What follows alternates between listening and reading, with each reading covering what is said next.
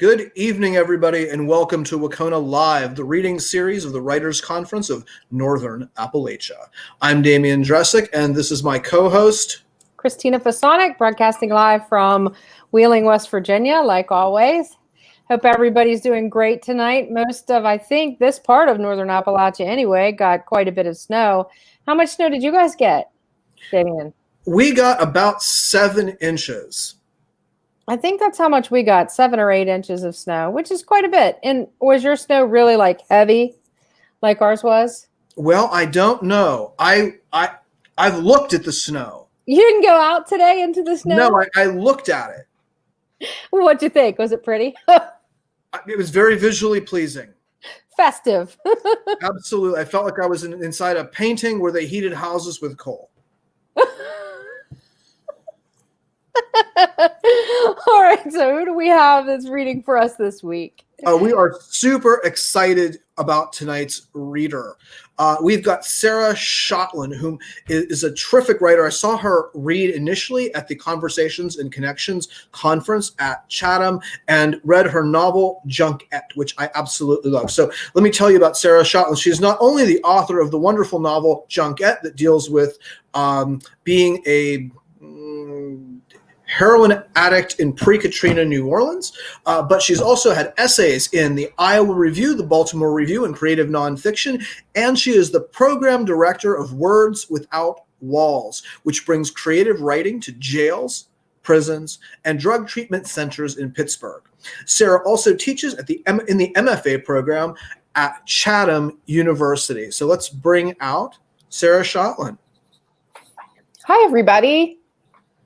Hello. Hey, Thanks Sarah. for having me tonight.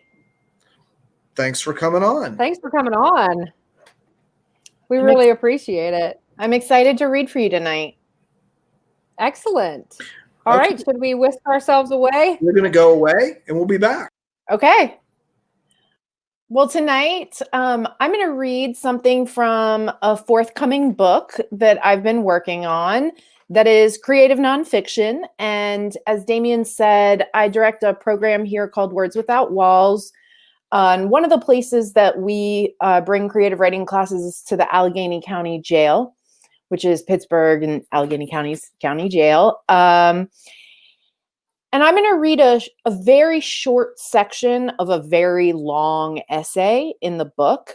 So this is about 4 pages of a 100-page essay that explores how I came to do this work at the county jail and sort of reflects on the question of how I get there and how my students get there.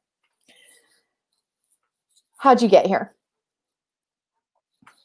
It's 2006. I'm sitting shotgun to Philo in his black Escalade. He's every cliche of a drug dealer you've ever seen on TV. Big rims, starched shirts, heart of gold with the necklaces to match. He doesn't have the best dope in town, but it is consistently above average, and he's never out.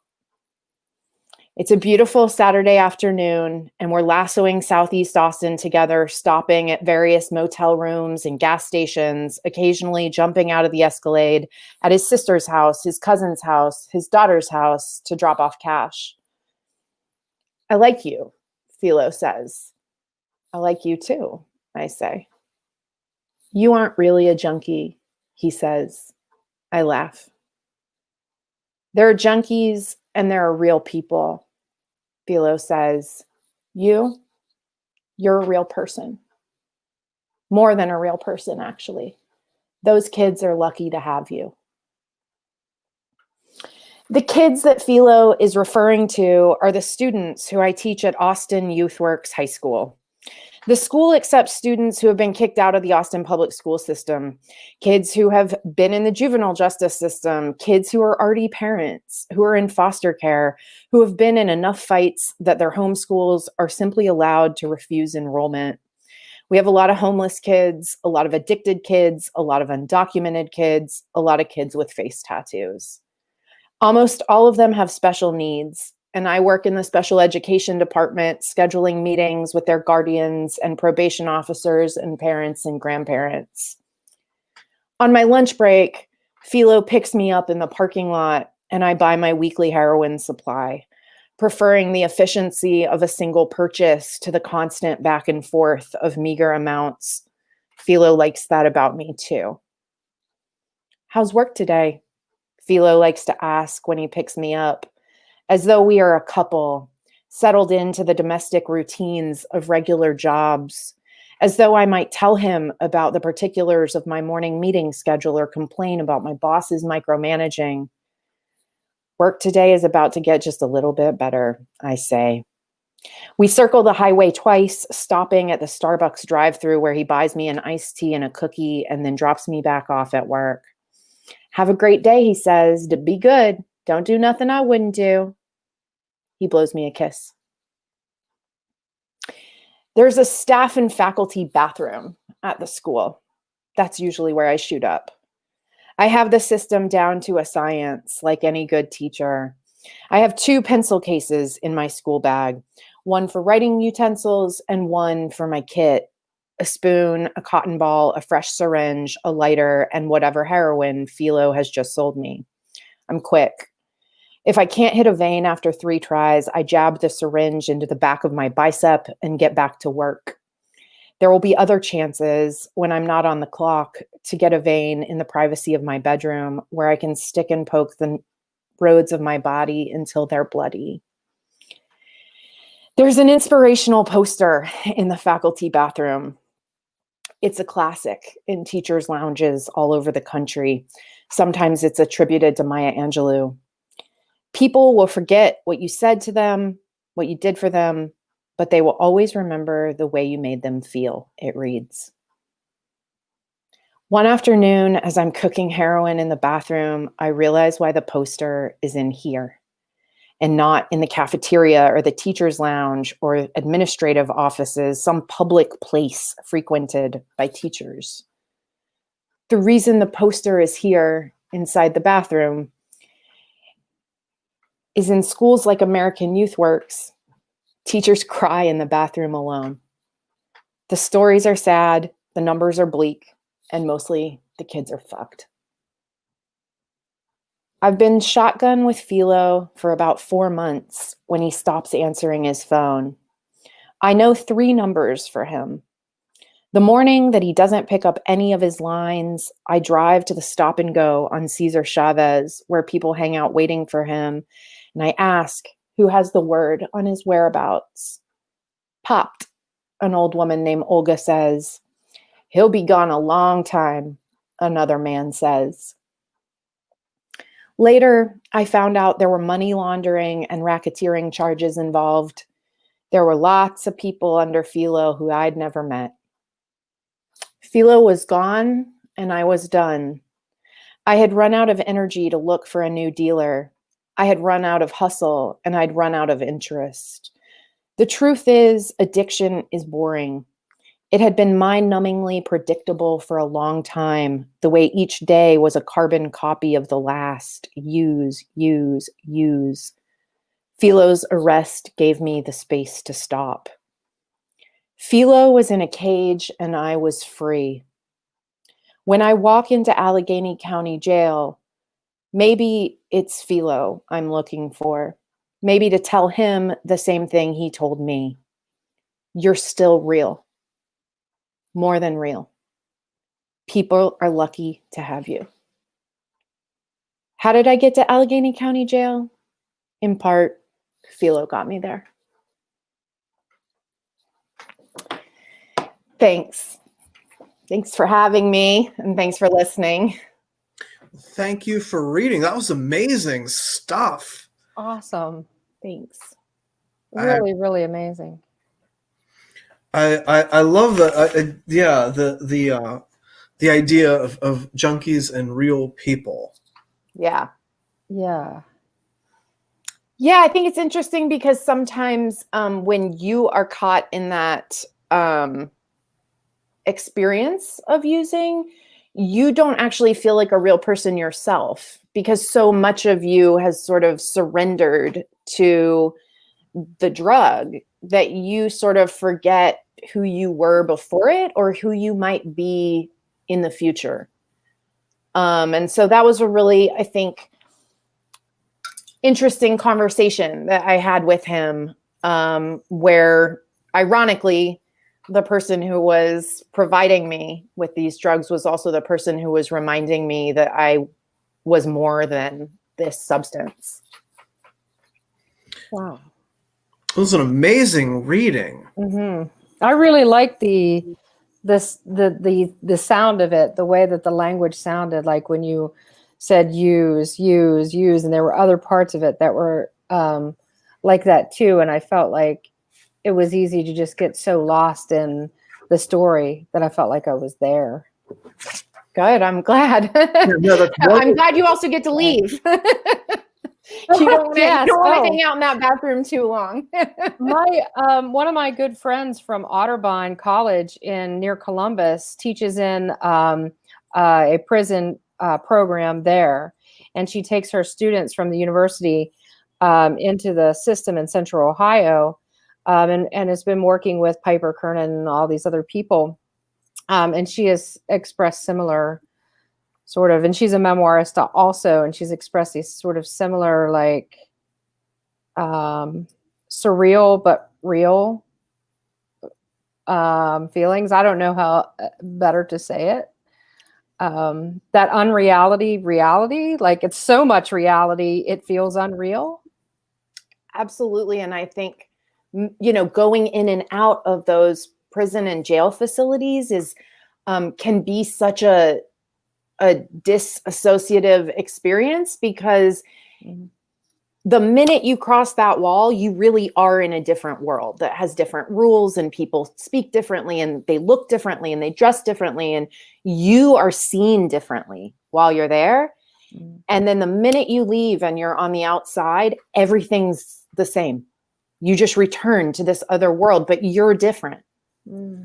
And the difference between life inside and outside is so profound, and it's very tricky to navigate when you're a person that goes in and out, and that when you are not a person who is like employed by the system, right? Like, I'm not a correctional officer, I'm not employed by the Department of Corrections, and yet I'm in their space.